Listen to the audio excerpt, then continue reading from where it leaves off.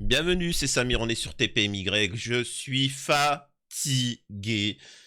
J'aurais aimé faire des vidéos sur l'actualité, sur des faits divers, des choses comme ça simples, mais là, je suis obligé tous les jours de faire des vidéos pour techniquement éviter un futur génocide. Vous pensez que je suis en train de rigoler?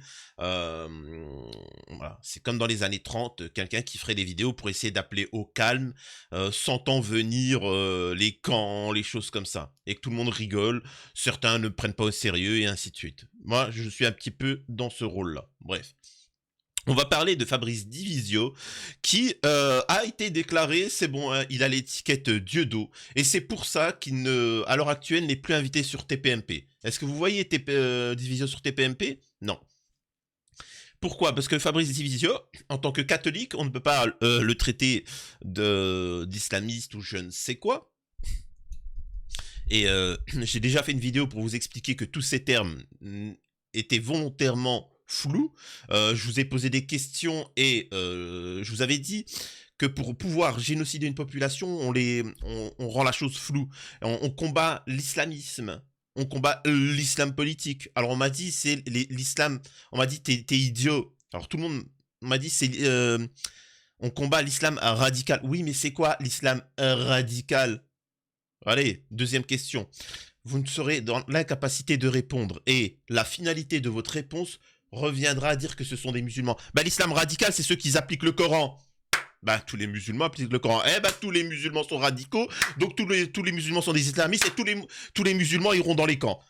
Je vous l'avais dit que les gens, même qui sont calmes, vont participer au camp. C'est pour ça que je vous ai dit, pensez au plan B de partir de la France. De fuir, j'ai pas dit que vous devez partir.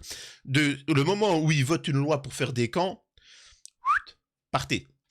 Bref, une fois qu'on a dit ça, on va parler de Divisio qui s'est exprimé chez Morandini et c'est juste exceptionnel parce qu'il a été déclaré dieudo. Voilà, c'est un dieudo maintenant et vous allez voir, c'est exceptionnel et c'est pour ça qu'il n'est pas invité sur TPMP et que sur TPMP, le plus grand des musulmans, Hanouna et Verdez, il faut comprendre qu'ils invitent des abrutis finis. C'est exprès. Ils font venir Moundir. Moundir, arrêtez de penser il n'est pas musulman, il a une haine viscérale de l'islam. Et il est là pour se faire un cachet, pour se faire de la visibilité et de l'argent. C'est tout. Et c'est exceptionnel, vous allez voir ça. Alors je vous montre un petit passage je vais vous mettre plusieurs passages de Fabrice Divisio et qui permet de clarifier ce qui est en train de se passer à l'heure actuelle. Non, il n'y a pas 1700 actes antisémites. Il y a... en fait, ça, vous verrez aucun musulman en parler. Aucun imam, aucun Moundir, aucun Gilles Verdez. Pourquoi après, comment il s'appelle? Divisio, c'est quelqu'un de carré. Il explique que non, il n'y a pas d'actes antisémites, il y a eu des signalements. C'est pas pareil. Par exemple, il faut savoir qu'il y a plus de 10 000 enfants qui disparaissent chaque année en France et qu'on ne retrouvera jamais. Mais il y a plus de 50 000, 60 000 signalements de disparition.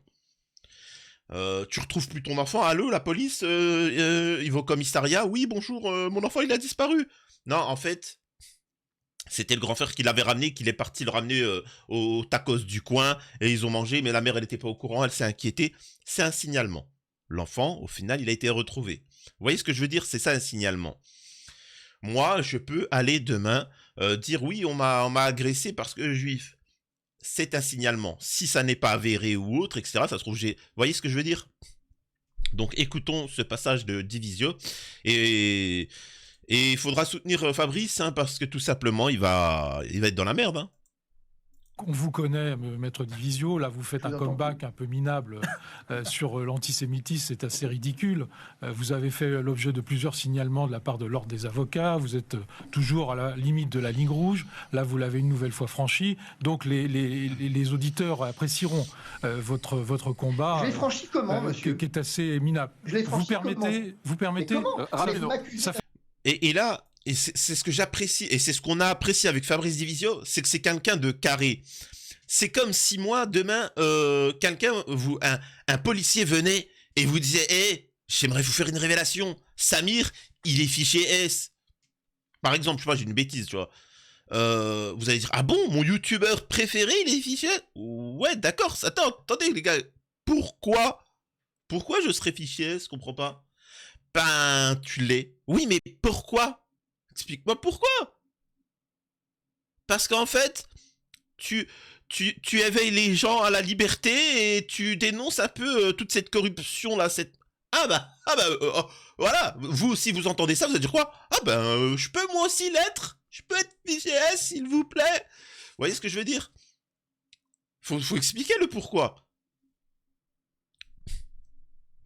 J'ai été viré de mon entreprise. Oui, pourquoi? Parce que j'ai... Ah, ben t'es nul, hein, t'as été viré, t'es nul. Non, c'est parce qu'en fait, le patron, il était avec un enfant, j'ai vu, il a fait un acte pédo, je l'ai dénoncé, mais j'avais pas de preuves, donc après, il m'a viré. Ah, d'accord. Vous voyez ce que je veux dire? Et là, Fabrice Divisio, direct, il enchaîne. Alors, pourquoi oui, mais pourquoi j'étais sur la ligne rouge? Très intéressant. Ça fait 3/4 d'heure que vous parlez, moi je parle 30 secondes. Alors je vais en revenir à un certain nombre de faits. Il y a eu, depuis le 7 octobre, il y a eu à peu près 1300 actes antisémites répertoriés. C'est-à-dire qui ont fait l'objet de plaintes devant les mains courantes des commissariats. Moi, je regarde ce qui s'est dit dans les mains courantes. C'est assez significatif. Et je vous invite à y aller aussi, puisque c'est public. Vous pouvez consulter les mains courantes. Allez-y, c'est assez significatif. Moi, j'habite le 17e arrondissement, qui accueille la plus grande communauté juive d'Europe. 30% des habitants du 17e arrondissement sont d'origine juive ou sont juifs, français évidemment. Je vous invite à, tous les matins, j'ai des plaintes de ces gens. Tous les matins. Vous m'entendez? Ce ne sont pas des gens qui sont plaignants. Ce sont des gens qui souffrent, ce sont des gens qui ont peur, ce sont des gens qui aujourd'hui ne sont plus en sécurité en France. Et ils ne portent pas plainte. On pourrait multiplier par 2, par 3, par 4 le nombre d'actes antisémites qui ont fait l'objet de plaintes. C'est plutôt 10 000 que 1 500. Quand vous dites, si vous voulez, quand vous dites aujourd'hui que... Ils ont un problème avec les chiffres, hein. 10 000, 50 000, ça n'a pas de valeur. C'est vraiment, ils s'en foutent totalement. C'est incroyable. On est à 1500 et que c'est trop... C'est beaucoup plus que ça. Ça vient, monsieur Dubus, de mentir. Vous avez dit qu'effectivement, vous avez eu accès aux mains courantes, déposées à la police. Oui. C'est ça? Ben oui. Ah, c'est pas possible, monsieur, elles sont confidentielles, les mains courantes. Pas du tout. Mais pas du tout. Ah, monsieur, pardonnez-moi, j'ai le texte sous les yeux. Alors, on va pas faire... Ah, sacré Fabrice. Faut pas le faire chier. C'est ça qui est bien, c'est que vous comprenez aussi pourquoi il est plus invité sur TPMP et pourquoi Géraldine Maillet avait une haine viscérale vis-à-vis de lui. C'est qu'il sait de quoi il parle. Ils ont tellement l'habitude d'avoir affaire à des musulmans de plateau, avoir des imams de plateau, que ces gens-là, quand ils tombent sur un catholique compétent, ils bégayent, tu vois. C'est parce qu'en fait, je vous explique, hein, le musulman de plateau, l'imam de plateau, en fait, généralement, quand ça vient, c'est pardon, j'y aime la France. Ouais, excuse-toi, pardon. Regarde, c'est quoi ça? C'est le Coran. Regarde, je vais le brûler. Mais t'as raison. Vive la France. Ouais, et tu sais, attends, tomate sur la gueule. Merci, j'y vais faire la sauce tomate avec ça. Pardon. Ah, voilà ce qu'ils veulent. Vraiment.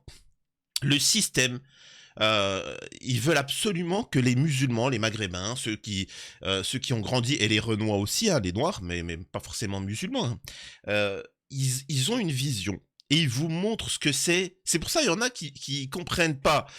Ils veulent que vous soyez, vous-même si vous faites semblant, comme Chalgoumi, que vous parlez bonjour, j'aime la France, j'aime toi. C'est parce qu'ils ont un complexe. Ils savent très bien que, bref. Et là, nous avons Fabrice Divisio qui va revenir sur le plateau, sur ce qui s'est dit. Et donc, vous allez voir, ça exprime un peu tout le sujet. Et c'est ça qui est ignoble et qui est appréciable, moi, quand je fais des interviews, c'est que je laisse exprimer les gens. Mais, et les plateaux télé, non, c'est juste de l'idéologie. Écoutez-moi ça. Alors, CNews ce matin, pour ceux qui l'ont vu, Jean-Marc Morandini, ça y est, on y est. Il y a, comment il s'appelle, Tapiro et Julien Audoul. Alors, ce Front National, on dit que j'étais comme Dieudonné. Je faisais de l'humour. Alors, donc, ils ne sont pas capables de reconnaître effectivement l'humour à un propos sérieux. Peut-être parce que eux sont des clowns et que donc, forcément, le seul registre qu'ils connaissent est celui de l'humour, au demeurant pas très drôle. Alors là, ce qu'il dit, c'est que il s'exprime et il donne son avis et des choses comme ça, et eux le traitent de guignol, d'humoriste, etc. Mais tout ça, c'est pour en arriver à l'accusation d'être Dieudonné. Mais c'est comme ça. Moi, je vois la majeure partie des youtubeurs, des gens parfois quand ils m'écrivent, ah mais j'aime bien ton rôle dans les vidéos que tu fais. Non, mais c'est pas un rôle, parce qu'en fait, ils ont tellement eux l'habitude de jouer un rôle qu'ils pensent que tout le monde est pareil. C'est pathétique. C'est pathétique. Et bref. Pour ce qui les concerne. Moi, je ne fais pas d'humour, mais quand même, j'ai obligé le présentateur, Jean-Marc, à dire que oui, bon, d'accord, le ministre n'aurait sans doute pas dû dire acte antisémite, mais signalement d'acte antisémite, si vous voulez. Ça change tout. Maintenant, on vient... moi, personnellement, c'est grâce à Divisio que je viens d'apprendre ça. Ce ne sont que des signalements, et pas des actes. Bah oui, je veux, oui, voilà, fin de l'histoire. Donc on est tous d'accord. Alors à la fin, dit oui, bon, si vous voulez. Ah bah non, on est tous d'accord. Le ministre a menti. Lorsqu'il a parlé d'actes antisémites, il ne parle pas donc d'actes réellement effectués, réellement tangibles, mais de signalements qui doivent faire l'objet potentiellement d'une enquête. C'est tout. Personne ne dit qu'il n'y a pas une augmentation des signalements d'actes antisémites. Ce que je dis, c'est qu'il n'y a pas d'augmentation des actes antisémites tant qu'un juge n'en a pas décidé ainsi. Fin de l'histoire. Pardon, hein. Oui, mais à quoi ça sert de dire ça? Bah, ça sert à rétablir la raison. Vous savez, cette capacité de l'homme qui est animal raisonnable. Alors, ça sert à plusieurs choses. Ça sert à le fait de faire ces signalements, ça sert à une idéologie, et les dénoncer sert à casser cette idéologie. Tout simplement. On est en train de nous expliquer que la communauté juive est en danger en France, alors que c'est faux. On est en train de nous expliquer que c'est les musulmans, que tout ça. Et en fait, je vous l'avais dit dans mes précédentes vidéos, vous allez partir à la guerre, vous tous, vos enfants, ou tout du moins, si vous avez un certain âge, vous allez partir à la guerre pour du faux. Et ça, vos générations suivantes, celles qui survivront, elles se rendront compte qu'elles auront du mal à déterminer le pourquoi. Ouais, je sais pas, il y avait un truc... M'en fous, en fait. Incroyable. Et que dans un état de droit, on fait du droit. Alors évidemment, à la télé, on fait pas de droit. On fait du spectacle. Et en termes de spectacle, on a eu un peu tout le monde. On a eu le clown. Alors le clown, c'est le représentant du Rassemblement national. On a eu le trapéziste. Le trapéziste, c'est effectivement Tapiro, qui est communicant ou publicitaire, et qui se croit toujours face à Karim Zeribi, et qui me prend... en fait de très haut, mais ça marche pas avec moi, vous l'avez vu. Et puis vous avez Jérôme Dubus, le menteur, le comique, en fait, qui lui explique qu'il est capable d'aller consulter tous les matins des mains courantes au commissariat et que c'est dramatique, il manquait plus que la petite larme et la petite musique de fond, sauf que c'est faux. Les mains courantes, ce ne sont pas publiques, elles sont privées, comme je le lui ai rappelé. Mais c'est pas le débat. Ah bah si, c'est le débat, vous racontez n'importe quoi devant des centaines de milliers de téléspectateurs, c'est le débat. Ça n'est jamais le débat quand on les met face à leurs contradictions. Bon. Et puis finalement, à la fin, vous avez une dame, que je ne sais pas qui c'est, qui a quand même dit que oui, la transparence, eh bien, c'était important, il fallait pas les lyncher. Ah bon? Il faut pas nous lyncher? Surtout qu'à la fin de la fin, eh bien, je le redis, tout ça, on est d'accord finalement. Là, j'aime bien parce qu'il appuie sur des choses. La dame qui a dit ça, c'est plus terrible. Je vous assure que il vous glisse petit à petit. Il faut pas les lyncher. Parce qu'en fait, il vous glisse petit à petit l'idée que c'est potentiellement, que c'est une éventualité de le faire. Autre point, là je m'adresse à ceux qui ont un peu plus de 30 ans. Quand vous étiez jeune, ou vous aviez 10 ans, est-ce que vous pensiez à la guerre civile, à des choses comme ça? Non. Maintenant, là, je m'adresse à ceux qui auraient entre 10, 15 ans, etc. Je sais qu'il y en a qui me suivent, qui sont au collège, etc. Je peux vous assurer que l'éventualité de la guerre civile, de tout ça, eux, ils l'ont. Nous, on ne l'avait pas, mais eux, ils l'ont. Pourquoi? Parce qu'ils entendent tous les jours. En fait, on les prépare mentalement à cette éventualité avant d'y aller. On va pas dire du jour au lendemain, bon allez les gars, faut qu'on aille au casse-pipe. Non, ils vous mettent dans un climat de... Non. Les chiffres ainsi présentés par le ministère de l'Intérieur sont faux. Il ne s'agit pas d'actes antisémites, il s'agit de signalements d'actes antisémites. Fin de l'histoire. C'est tout. Et si on considère que ça, c'est du négationnisme, eh bien alors, je suis désolé de vous dire que la loi française est négationniste. Et que ce qui est négationniste en tant que tel, c'est état de droit. Enfin, dernier point, j'ai cru devoir signaler que tout ça, eh bien, je m'attendais pas à... Je l'ai pas vu venir, Dieudonné. Moi, je m'attendais à mélenchonisation. Je m'attendais à être un nouveau Mélenchon, puisque Mélenchon, c'est pire que Dieudonné aujourd'hui. Et en fait, personne ne s'y trompe, c'est de l'électoralisme pur, et que, au fond, les Juifs, comme les Arabes, comme les chrétiens, comme qui vous voulez, personne n'en a rien à foutre, parce que la vérité, c'est que ce ne sont que des voix, ce ne sont que des bulletins dans une urne. C'est tout. Là, ce qu'il dit aussi, c'est intéressant. Ne vous trompez pas. Ne vous trompez pas, musulmans. Ne vous trompez pas. Ils ne sont pas islamophobes. Ils s'en battent. En fait, il faut savoir que... Alors moi, je suis quelqu'un de croyant, donc je crois qu'il y a une entité maléfique derrière qui fout la merde un peu dans le monde. C'est autre chose. Mais ce qu'il faut comprendre, c'est que pour la majeure partie, ils sont là juste pour l'argent. Juste pour leur intérêt propre. Il y en a, pour pouvoir être bien, se mettre bien, 20 000 balles par mois, ils sont prêts à relayer le chaos. Il n'y a rien, mais ils vont faire le chaos parce que je m'en fous. Tu vois, à la fin du mois, il a 20 000 euros.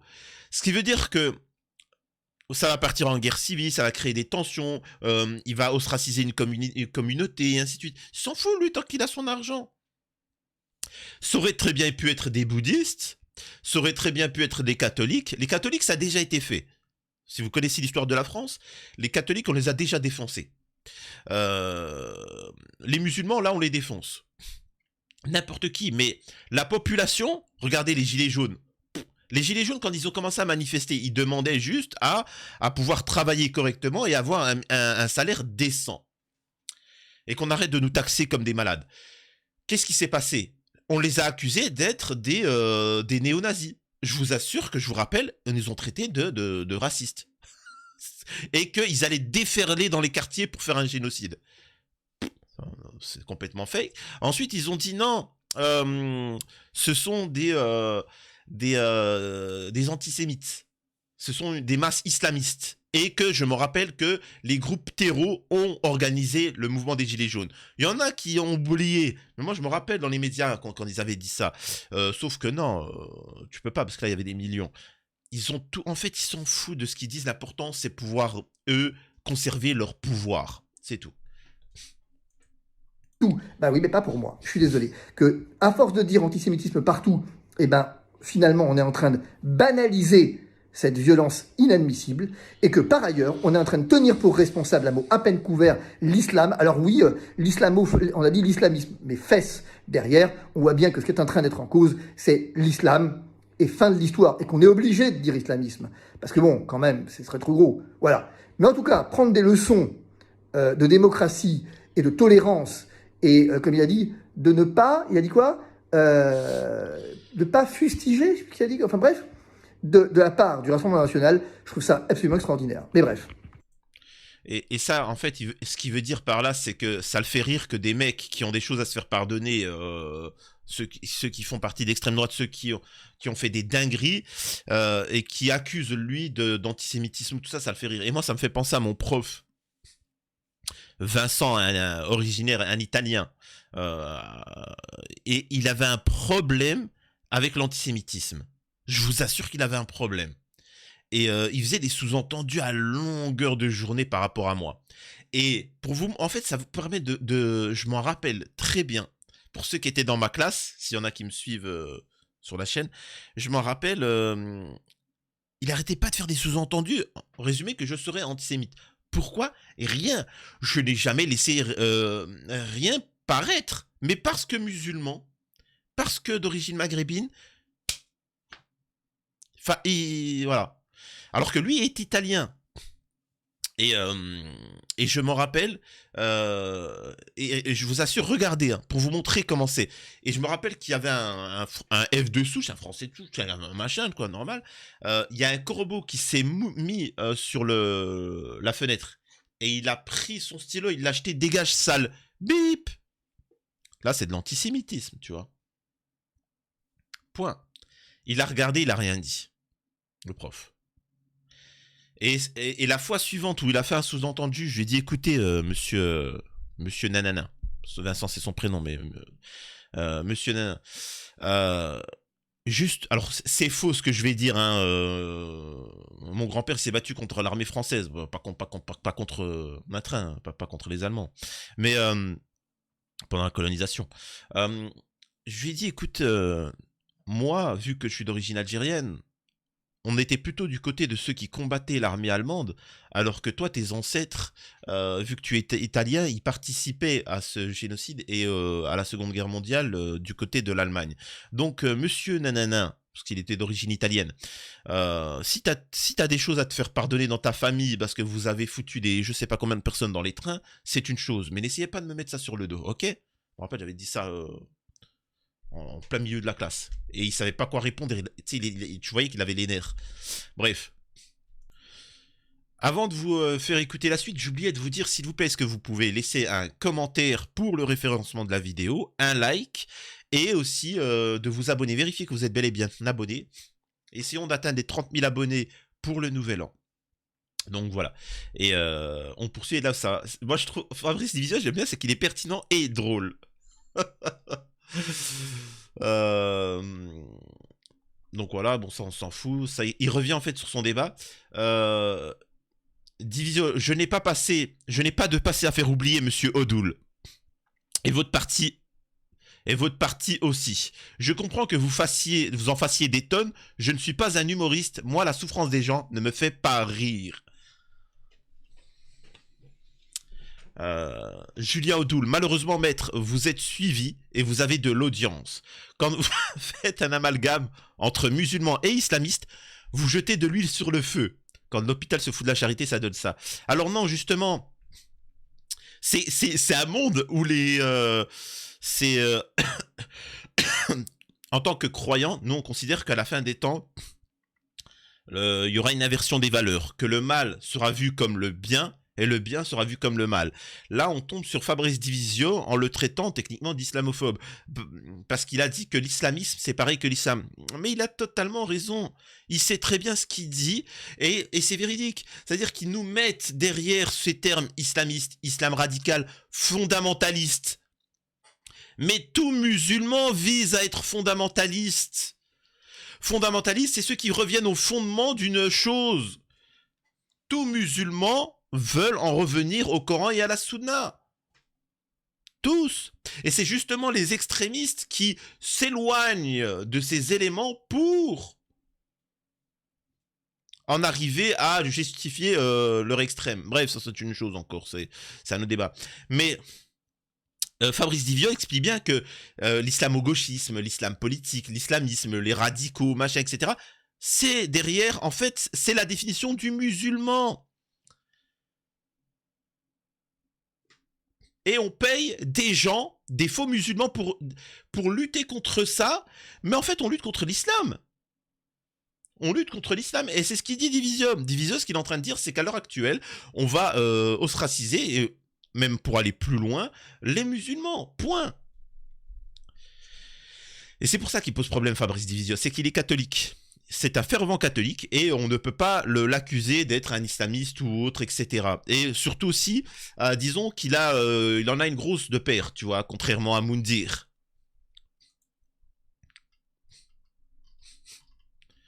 On en est arrivé à un point où rappeler qu'un signalement n'est qu'un signalement et ne peut pas tenir lieu de vérité, c'est de l'antisémitisme. Et le pire, c'est ce que j'ai dit chez Morandini, que ce propos, j'avais été un des rares à soutenir pour les actes christianophobes.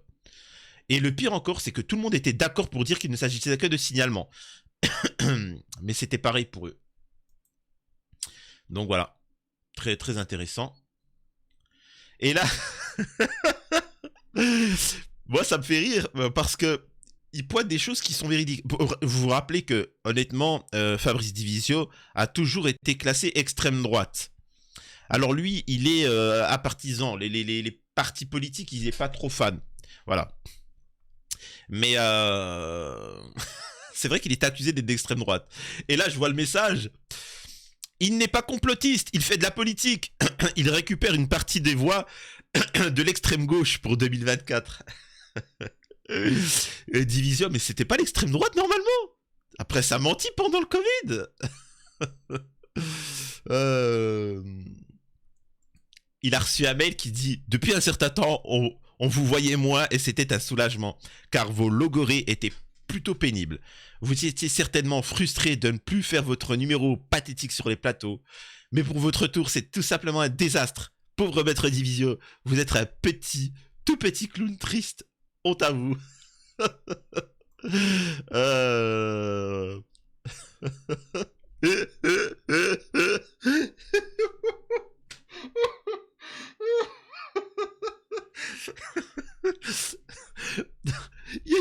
Je l'avais pas vu celui-là.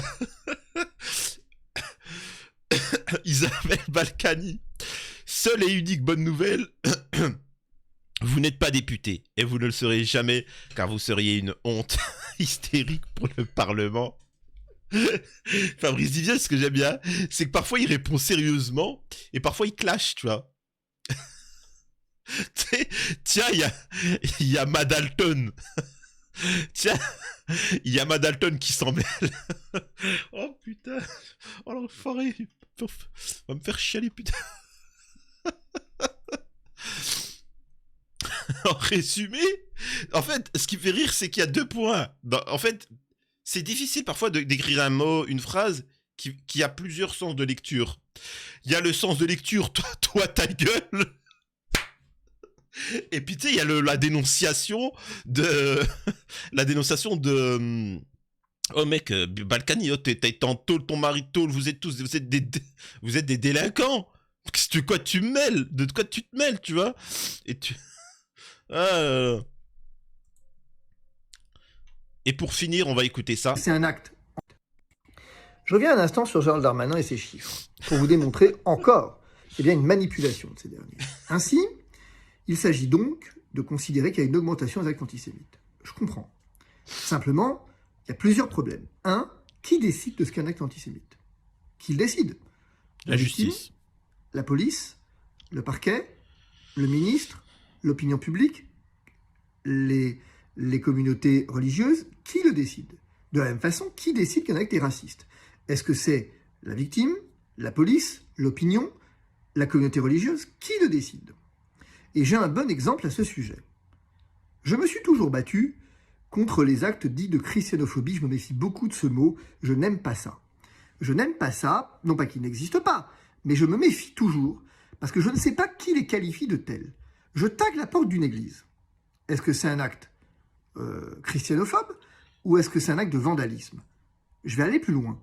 Je tague une croix gammée sur la porte d'une église. C'est un acte christianophobe parce que destiné dans une église ou un acte antisémite parce que sur la porte de l'église. Et maintenant, si je vais dans l'église, est-ce que c'est un acte antisémite ou un acte christianophobe? Ça peut être les deux. Mais est-ce que c'est possible que ce soit les deux?